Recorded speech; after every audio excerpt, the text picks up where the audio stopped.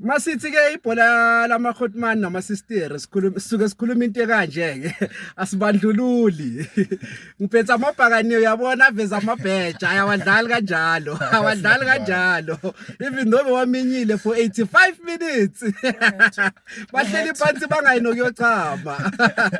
The grand mafethu. Simnandi. Poza. Dark amabhakani wani ngayani stadium. Why? Aish.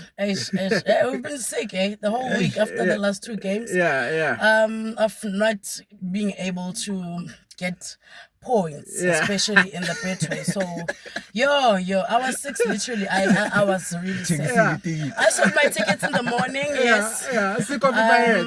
Yeah. I was. But yeah.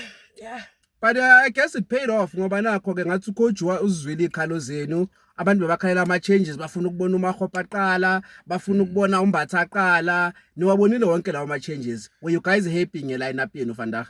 I was really happy and I don't even think it was the coach it was the fans lineup that he heard us. Thank you for that.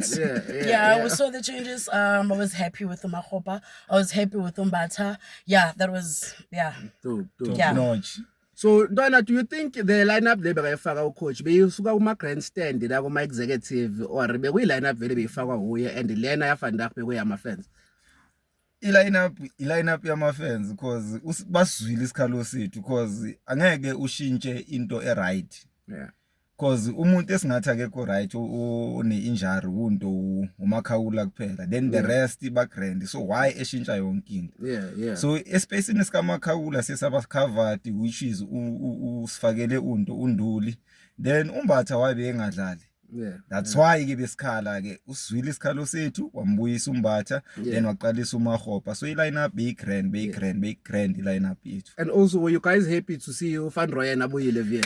I've been crying for Van Rooyen. And I was hurt like the time he subbed him. I was like, I don't think he should have subbed Van Rooyen. Van Rooyen, man, like. But did you think you were making a grand Vandag? Yeah, he did. I don't even. I wasn't even complaining. I didn't see it for him to be subbed anyway. Like, he needed the 90 minutes straight up. Do umone kanjani na Vandag? uVan Rooyen uspanile but then bekuthi ukusebenza kwengqondo ucoach ubonile ukuthi la side likanto lika Modiba yilo iside esingadla ngalo so wathatha uthatha usibelebele umfaka ngada then sathola uMuremi ngada which is imoto kuphela be i-change nje grand nje otherwise i-performance be right eka Van Rooyen but then coach ucabangile lapha Slim. And also riding talking about usibelebele from igame isuka bekabonisa ukuthi is hungry ufuna igol and eventually walithola uyibone kanjani overall performance yakho sibelebele Vandag? Sibelebele obvious yabona usibelebele took iline kaSaleng like uza nayo kahle kamnandi flow yes that's the thing ebesishota ngayo iside la kaSaleng belibonakala from the beginning just since he left but now that you brought usibelebele Fethu he's doing wonders.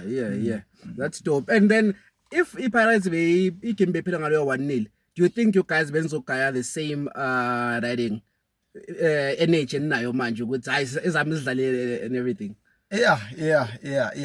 Esayidini la mina bengihappy ngeperformance because yazi ithema ithi 85 ngibona ukuthi hayi no ichayile manje siyadliwa no but then bengibona ukuthi besiza last 20 minutes besiza besilifuna le goal leli then ngaphinde ngathi yazi ebholeni uyayidinga inhlanhla then ubheka ama chances eswatholile uMakhopa how many chances I think 3 then ileli kulasted nje decision making yakhe emshayile yabona ama offside ngapha ileli lishaya ipale ke lihedile so iperformance yamajita performile amajita ile Pirates siyaziwe never die ispirit isabo so bengi grand performance top notch spirit. Let's talk about riding TLB because ngiyabona at sometimes riding Pirates sanokuzama ukudlala ama offside trap lapho nalapho sanokubafaka but let's talk about riding igoal la kaSibilibili because now liphuma kuye uTLB just like during the week against the Gallants. I think khona ibhola eliphume straight from riding. Do you think into abayipractice from gym in riding? Yeah, the way kwenza ngakhona cause you look at akayizamanga kayi1 namhlanje lonto leyo. Even igame yento yepulukwane, game yesikhukhune, game yento eMarumo, then namhlanje iSundowns. Ugudu into uTLB ngokuphasa ama long ball. Ugudu namhlanje akamtholanga uHoto since zama zangamthola uHoto njengoba sekezothola unto usibelebele. So into maybe ekeyenzayo nasejimini cause ayakagiji. Make itholile iba right njengoba umtholile usibelebele since ngamtholi unto uHoto. Yeah. And I know ke wena mama ke hayi uyifene enkulu kaHoto. What did you think about his overall performance Vanda? Hoto is always performing. We are there and there. He is a very hard worker. I don't have Mara. No, I don't have all of those Pirates players are the best. I really don't have a favorite. But Hoto I'll always pick him. Any day. All right. Then uthi mangenza amasapo la azofaka uriding umbule afaka no konje ufake nobani? Umbule then no Police. Sure. Then was the keeper Van Rooyen. Was that a tactical maybe sap or kanjani because angizange yangiconfuse iriding information after that udlala in. Do you think that was a good sap ayenzile?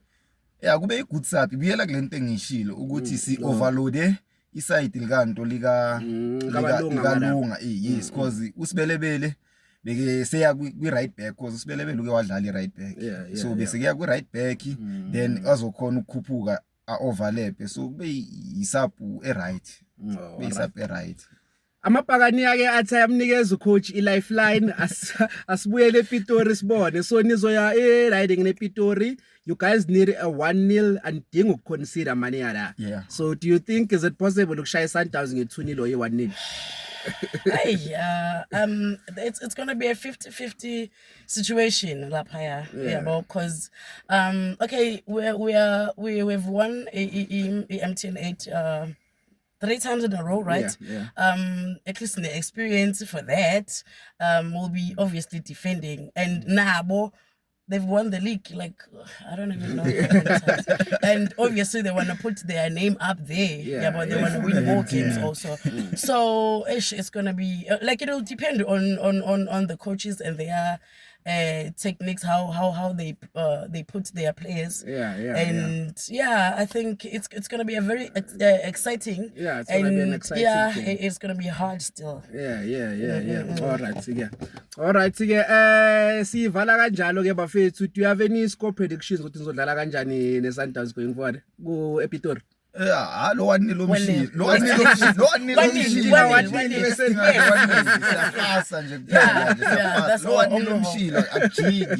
ageji but abayisi Sundowns bafethu.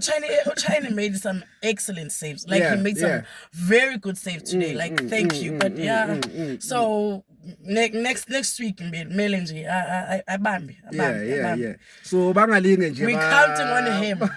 Badlale ngo China baloko bamkhipha right laphayana whether is having a good game or a bad game we know he's a good keeper.